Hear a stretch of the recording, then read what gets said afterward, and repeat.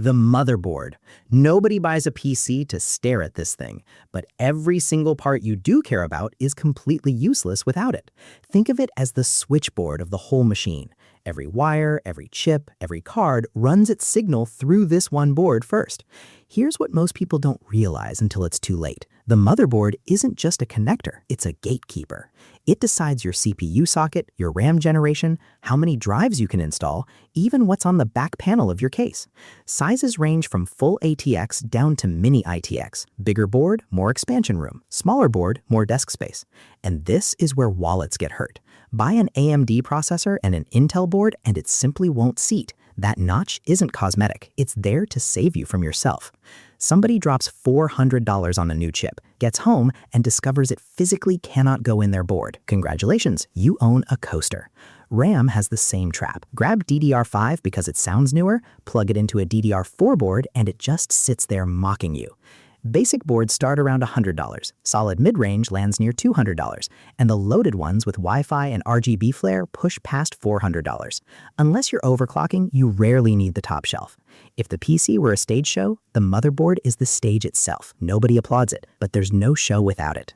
The CPU. Now the processor, the CPU.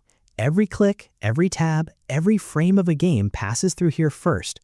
Unlike in Brain, which runs one train of thought at a time, modern CPUs split the work across multiple cores, basically several smaller brains working in parallel.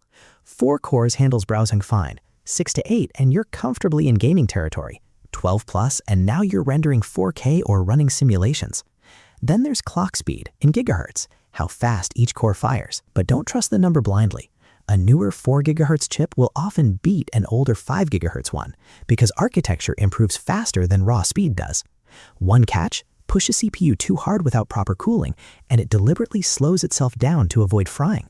That's called throttling, the chip protecting itself from you. The GPU. If the CPU is the thinker, the GPU is the artist. Every explosion, every render, every frame on your screen, that's the graphics card's job.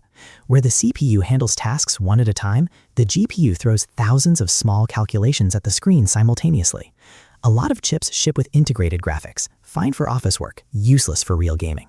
Step up to a dedicated card and the range is enormous, from a budget GTX class card to a flagship pushing 4 figures. Roughly, $200 gets comfortable 1080p, $500 gets solid 1440p, $1,000 plus targets 4K. Here's the classic mistake, pairing a $1,200 GPU with a $150 CPU. The card can push 4K at 120 frames, but the CPU can't feed it data fast enough to keep up. That's a bottleneck, like dropping a Ferrari engine into a Honda Civic chassis. The frame is the problem, not the engine. Balance wins every time. A $500 GPU with a $300 CPU will outperform a $1,000 GPU choked behind a weak processor. RAM holds whatever your computer is actively juggling right now, so it doesn't have to keep raiding your much slower storage drive.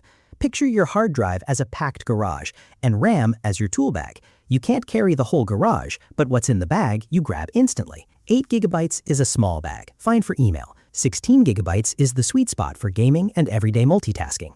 32 gigabytes covers video editing comfortably. Past 64 gigabytes, you're in server territory. Here's the catch. Once the bag's big enough, more doesn't make anything faster. Doubling to 64 gigabytes won't speed up Chrome if Chrome's only using 10. Speed matters too, something like 3200 MHz versus 6000 MHz, but only if your CPU and board actually support it. DDR4 is still the everyday standard. DDR5 costs more, but offers more bandwidth at lower voltage. Expect $40 to $60 for a 16GB DDR4 kit, roughly double for DDR5. One easy mistake: skip the dual-channel slots and you're quietly losing bandwidth you paid for. And unlike storage, RAM is temporary. Kill the power and it's gone.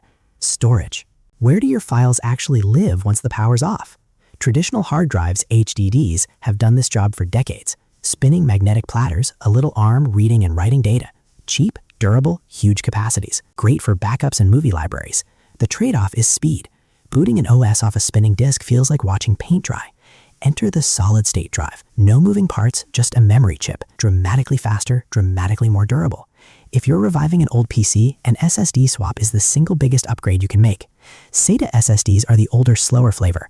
NVMe drives slot directly onto the motherboard and fly, up to 7,000 megabytes per second versus roughly 550 for SATA. Pricing's dropped hard too. about $40 for a 1TB SATA drive, $60 to $80 for NVMe. Most builders run both, SSD for the OS, HDD for bulk storage. Cooling. The CPU and GPU throw off real heat, which is where fans and coolers come in. Air coolers use a heatsink and fan. High-end builds sometimes go liquid, but none of it matters without airflow. An RGB-soaked case with no ventilation still cooks itself. 2 fans pulling air in and 1 pushing hot air out will often beat an expensive liquid loop stuffed into a sealed case. Fans typically run 120mm or 140mm. Bigger moves more air quieter, smaller spins faster and louder. Most cases ship with a few fans pre-installed. Adding more helps, especially in warm rooms. You can tune fan curves right through the BIOS.